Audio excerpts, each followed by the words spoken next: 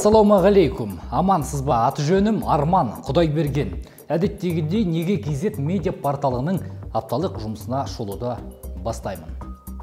Осы апталық шолуға таңдалған тақырыптар өте қызықты. Банерден байқаған шығарсыздар. Елден Марғұлан кетті, Қытайлар келді дедік. Апта басында қоғам белсендісі Марғұлан Сейсенбай өзінің ендігі белсенділігін Украинадан жалғастыратын жайлы жерге жазба қалдырды. Зеленскиймен кездесуде осы жерде көп талқыға түсіп жатты. Жалпы Украина президентімен кездескен Марғұлан Сейсенбай Зеленский өте ашық, тартымды кісі екен, адамды мұқият тыңдай біледі, елге қатты жаны ашиды деп ағынан жарылды. Марғұлан Сейсенбай Украинаға неге кетті? Ол жақта қандай жобаларға бастамашы болады? Бұл жайында тілшіміз дайындаған материал саясат айдарында тұр, оқи аласыздар. Бұл жетіде отандық бақтың назарын мына бір жағдай аудартты. Алматы облысының Ұйғыр ауданы Шонжы ауылында салынып жатқан дене шынықтыру және сауықтыру кешені опырылып құлап түсті.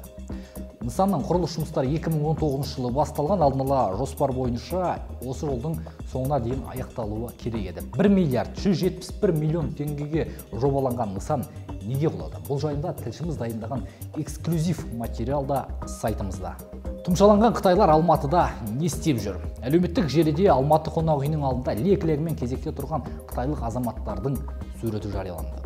Олар турист пе, әлде басқа мақсатпен келген мамандар ма, ол жағы белгісіз. Суреттен мұқият қарайтын болсақ, үсті басына вирустан қорғаныш киімдерін қаптап, тұмшалап киіп алған. Бұл жайлы тілшіміз зерттеп керекті мекемелерге, жауапты мамандарға хабарласып көрді. Сіздерге де аталған тақырып қызықты болатын болса, сайтымыздың ел айдарынан материалды табасыз.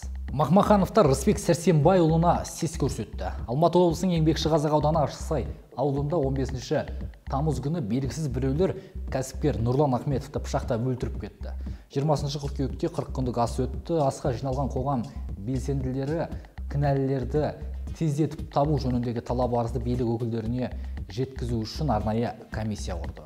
Осы комиссияның мүшесі қоғам белсендісі Рысбек Сәрсенбайұлымен Неге KZ тілшісі арнайы сұхбаттасты. Жалпы Махмахановтар деген кім? Олар Рысбек Сәрсенбайұлына неге сес көрсетіп жүр? Тақырып қызық болатын болса, онда сайтымыздың мінбер айдарында толық сұхбат тұр. Соны оқып, мәселенің мән-жайымен таныса аласыз. Редакциямызға түрлі органдардан еріксіз езуге күлкі үйретін қызық құжаттар келіп тұрады. Жуырда индустрия және инфрақұрылымдық даму министрлігі көлік комитеті төрағасының міндетін атқарушы Қоспаев қолға мынадай құжат келіп түсті. Қоспаев құжатта аумақтық органның басшыларына, орынбасарлары мен бөлім басшыларына бұйрық етеді. Яғни жұмыс уақыты кезінде ұялы телефонның геолокациямен бөлісу функциясын арнайы чатқа жіберіп отыру міндеттелген. Және ол жұмыс кезінде тоқтап қалмау керек. Өзіңіз ойлаңызшы, сіз басшыңызға күнделікті қайда жүргеніңіз жайында арнайы геолокация жіберіп отырасыз.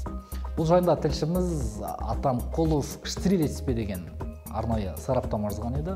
Қызық болса, сайтымыздан кіріп, көріп, оқып, өзіңіз ой қортасыз. Осымен бүгінгі апталық шолуды тәмамдаймын.